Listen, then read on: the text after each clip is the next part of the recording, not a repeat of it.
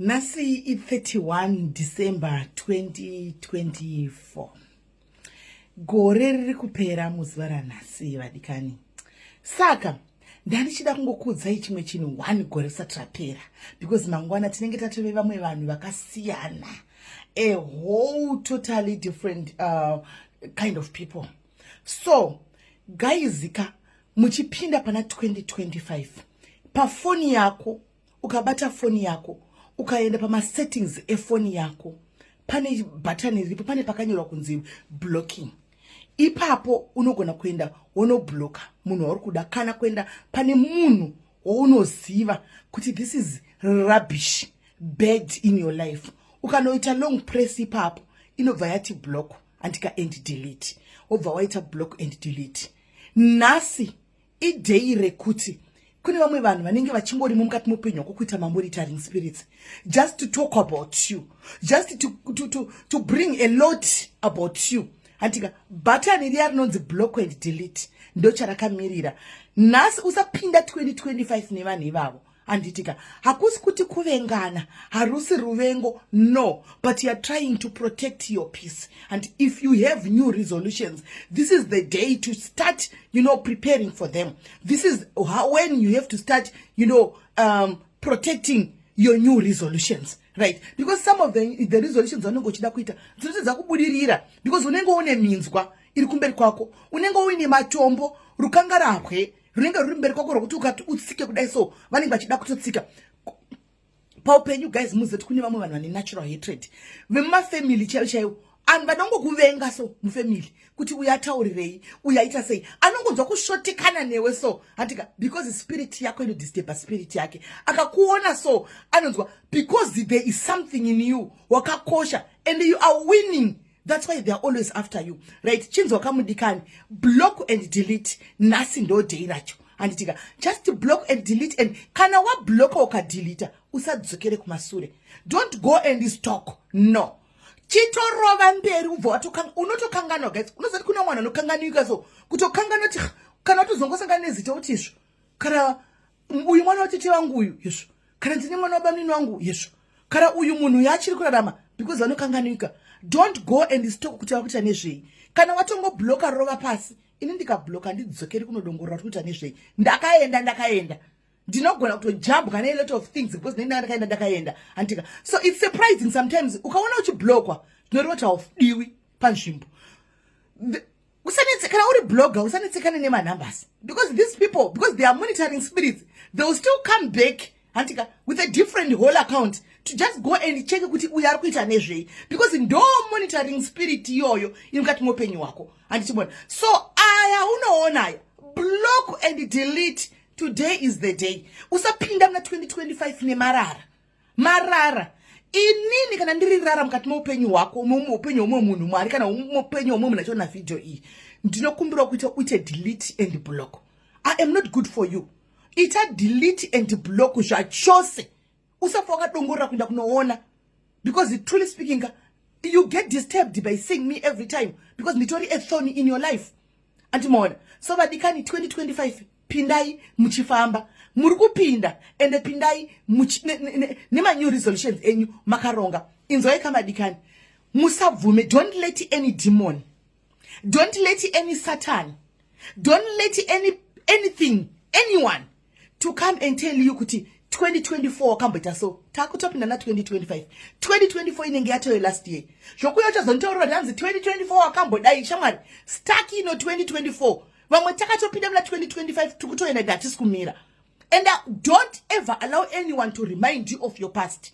Ndosaka ichinzi past. Your past is your past. Zvakatopfuura. Chinonakidza Mwari ndechekudai so avakipe any record of what you have done kusura nesuro. Chinonakidza Mwari so avakipe any record of what you have done in 2023. You are in 2024.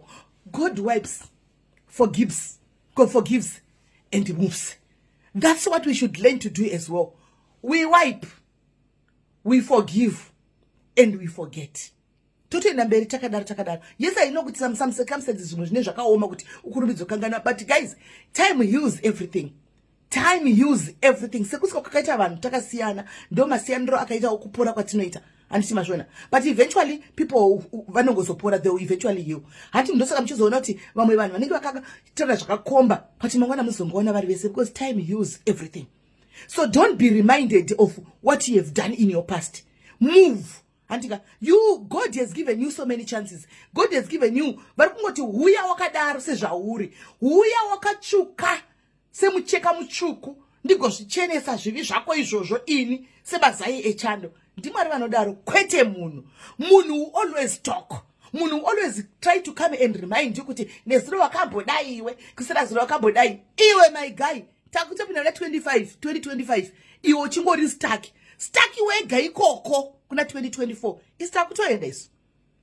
Takatotanga kudza Mwari kuti Mwari takuda kutopafamba, takuda kutopapinda, right. Kune vaya monitoring spirits achiri kuteverera achida kuona kuti mukati mopenyu hwamai ava vachiri kuitei, mukati mopenyu hwambuya ava vachiri kuitei. Regai ndikutaurirei, my guy, 2025 panda kunopinda apa guys, pane minzwa, pane pandiri kuzonopinda, pane minzwa, pane pandiri kuzonopinda, pane matombo. Saka iwe wotopfeka jombo neni, sezvo uri kunditeverera, wotopfeka jombo neni kuti upinde ipapo, wotopinda neni nokuti pakaoma pandichapinda, sezvo uri monitoring spirit yangu.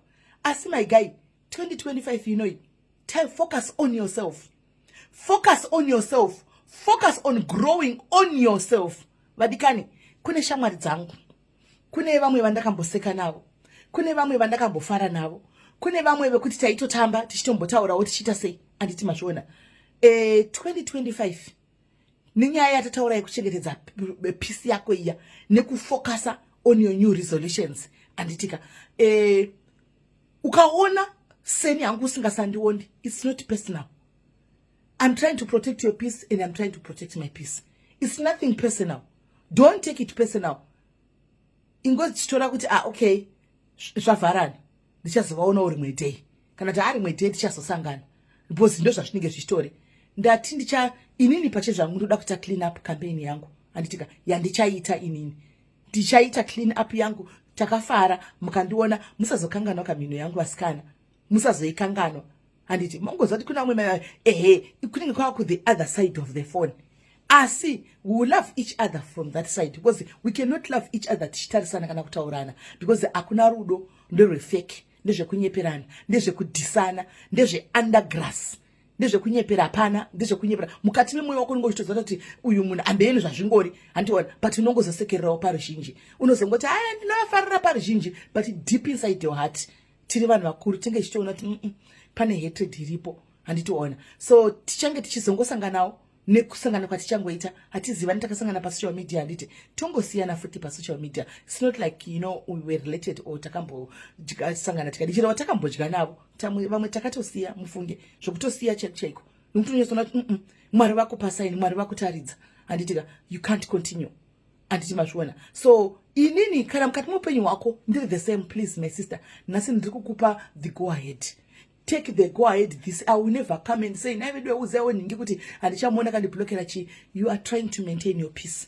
Maintain your peace. Anditika 2025 ndoda kutanga ini zvinyuwani zvangu, ndakazvimirira ndiri ini, just being me. And just moving ndiri inini. I don't want to be controlled by anyone. I don't want to be told what to do by anyone. Yes, I know I'm going to be having monitoring spirits. I know I'm going to be having people that will come and, you know, that will always talk kwasina kuswera. Vanofunga kuti vanokuziva vachitaura zvavasingazivi vachinyepa manyepo avo ekuda kufadza vanhu. But guess what, my guy? I will move. We move. Tinotomove. Keep, you know, portraying to be stupid wega kuvanhu. Isatipinduri, takutoinda. Famba ine side ramudaro iroro. Famba ine side. Kune vaya vanotaura zvavanoda mukati muupenyu hwako. Let them move ne side ravanaro. Gore 2025 guys, igore rekutidzidze kuignore. We are going to do infinite zvekutokunda. Ndinenge ndakutogona ipapapa. Hanimona. Takutomove.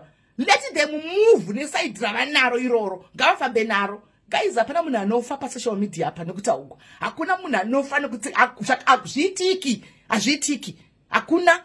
Antika inenge chitonzi entertainment, but to us entertainment yacho yoyoyo tinenge tichitomove. handi machona, let them move nesaidi iroro, let them talk what they want, let them, you still go. Uchangoenda vachangokuona vachikudongorera vachingoenda kumberi.